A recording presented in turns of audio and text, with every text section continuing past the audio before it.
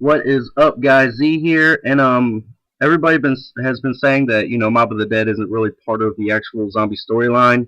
I know that it is, and I kept working on it, and I think I finally cracked it. I know how it fits in. But first, before I get into that, I'm actually going to explain the other maps and explain the story from beginning to end, just in short version. Our story actually starts out in Doris, not the Doris map we know, but actually where richtofen and Maxis, Samantha, everybody's still alive. Peter's still alive. They're doing experiments. Something goes wrong. They make the zombies, and everybody gets killed but richtofen and Peter. So from there, richtofen and Peter travel to Verrucht. Now at Verrucht, richtofen meets Takio, Dempsey, and nikoli. Now, if you think about it, all of these characters are kind of crazy, so it makes sense that he'll find them in an insane asylum. Obviously Nikolai's crazy. He keeps killing all of his wives. Dempsey has a split personality disorder. He keeps talking about this other Dempsey, the tale of two Dempseys, things like that.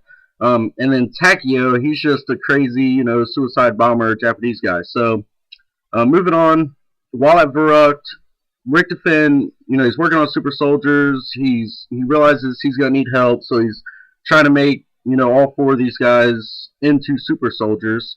But he realizes that he needs more element 115. He doesn't have enough, so he actually sends Peter to Shinonuma to collect more 115. But while that's going on, our players get overran. They abandon Verrucht. They run over, to a nearby German airfield, which is Nocturne and Toten. They try to board it up. They try to fortify it and hold out there. Again, they get overran. I don't know if they found a plane to take. Maybe they fixed up a broken plane, but they use a plane. They get the hell out of there. And richtofen knows he has to go to Shinonuma to get more 115. So that's where he travels to. Meanwhile, while all that's going on, somehow, they haven't really explained it, but Samantha finds a way to take her soul and control all the zombies. So we know that's going on. After Shinonuma, after richtofen gets his 115, we actually travel back to Doris. Now, this is the Doris we actually play, where all the stuff has actually already gone down. And while in Doris, we get stuck in this time loop. Richtofen's trying to teleport out of there, and Samantha's just keeping them in this time loop, which is why you see the clock stuck in time. But eventually, we actually get out. We make it to Kino. Now, Kino is actually in the future. It seems like the stage where richtofen and Maxis were going to show off their experiments. They were going to show their progress with the zombies.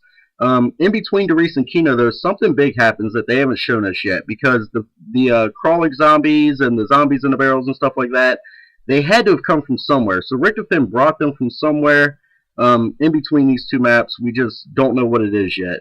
So there it is. He's at Kino. He's trying to show off, and then again they're overran, and they end up at Ascension. Now, they accidentally teleport. They used the teleporter. They actually accidentally end up at Ascension. But an interesting thing happens at Ascension. They start hearing Dr. Gersh. Richtofen finds the Gersh device. They use the Gersh device to pull Dr. Gersh back out of purgatory, and richtofen gets a spark. He realizes, hey, if I could build a big enough Gersh device, power it up the right way, then I could actually, maybe I could control the zombies. Which is where he actually finds the blueprints and the plans for the Russian space station. He realizes that the Russians actually found an ancient pyramid on the moon. They, build a space station around it to hide it, and he starts forming this plan to get all these parts so that he can go into purgatory. So, that's where he realizes he has to travel to Call of the Dead. So we travel there, but we actually spawn in a pitch black room. We can't see what's going on, and Nikolai actually accidentally hits a button that locks us in the room. So richtofen, being the smart guy that he is, he has the other characters actually get the golden rod for him, and so yeah, he completes that step. So from there, we travel to Shangri-La. Now, during Shangri-La, he knows he has to do something. He has to get these black balls. He has to, get whatever he has to get. So he gets those parts. That's real simple, self-explanatory. So then we finally travel to Moon. Well, we actually go over to Groom Lake. Obviously, we had no way to get to Moon. But richtofen, he knew about these other teleporters that people have been working on, other governments have been working on, which actually explains 5, And in 5, somehow richtofen knew about 5. He knew that America had been working on teleportation devices, and so he travels to Groom Lake. We use that teleporter to get to the Moon, which is where we complete the Easter egg. Now, while Moon is actually going on, Nuketown is simultaneously happening. And what's really interesting is Marlton must have been very important. He had to have been a really important guy to the government because they actually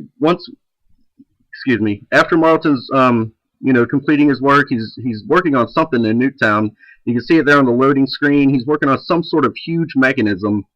The town's actually overran with zombies. The government sends in an extraction team to actually get them out. Once they start getting overrun, this extraction team, they shove them down the bomb shelter, tell them to hide down there until it's all over. But then what happens? Boom, Moon happens. End of days. World blows up. Everything's taken out. Marlton emerges to realize that the end of the world has happened. But the funny thing is, he can hear Richtofen actually talking to him. He's guiding him. So Richtofen tells him he needs to, get to this other secret underground government facility that's in a nearby town. So what Marlton does, he's a smart guy too, he's an engineer. He fixes up a bus, he boards it up, he gets it ready to go. He starts traveling to this other base that's obviously important, and that's where he meets the other three characters. Somewhere along his journey, he picked up these other three guys.